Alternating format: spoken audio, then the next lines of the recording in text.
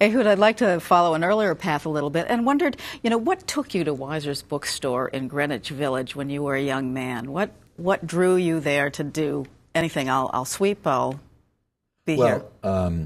I participated in the revolutionary period of the 60s and participated fully and had my own experience of another dimension, another reality. I knew for a fact that ordinary reality wasn't the only reality there was.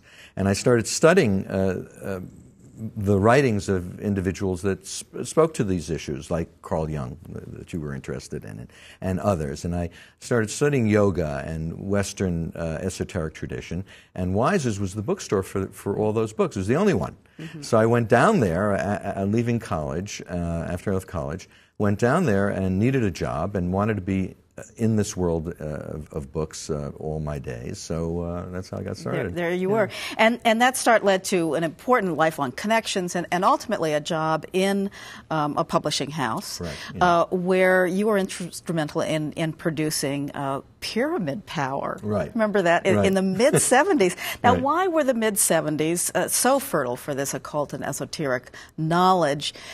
And have you seen it grow steadily or well, in the 60s, you had a whole generation of kids that experimented with ethnogens, with mind-altering substances. They had an experience that told them that there was something else to life than ordinary reality, and they started seeking an understanding of that. And in the 70s, you got literature. Transcendental meditation came on the scene. You had Charles Berlitz and the Bermuda Triangle, so this idea of a mysterious understanding of history and the past came on the scene. And we published Pyramid Power, which was in Time magazine. The interest in these things was starting to become mainstream. Is there a limitation on book learning to spiritual growth? Well, the ultimate teaching is word of mouth, right? So the most powerful way to get meaning in life is for someone to speak it into your ear. As that tradition of transmitting esoteric knowledge from mouth to ear started decaying, the book came on the scene as a way to transmit traditional knowledge and wisdom up through the ages, and that's still the case today. So that's the role that books play. And in terms of spiritual development, that takes place inside of the body. Right?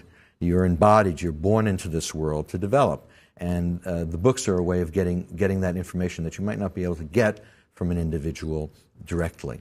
And many people seem to be returning to that as well. Absolutely, to this traditional knowledge, to this wisdom that is perennial, that transcends time, place, and culture. Ehud, thank you very much. You're welcome.